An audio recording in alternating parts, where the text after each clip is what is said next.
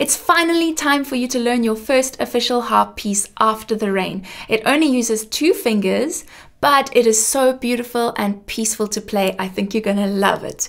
So when you learn to play this, you may want to use the sheet music, in which case you need a music stand so it's gonna be in a comfortable position for you to see while you're playing. And when you're ready, you can click through up in the cards here to go and learn After the Rain with me. But I'm gonna show you now what it sounds like.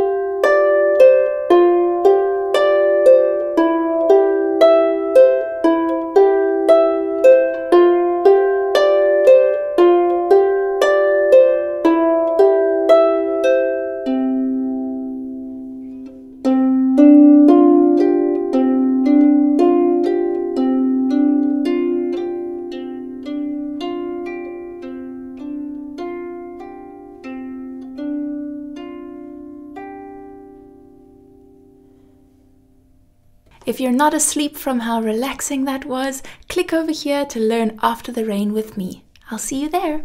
Bye!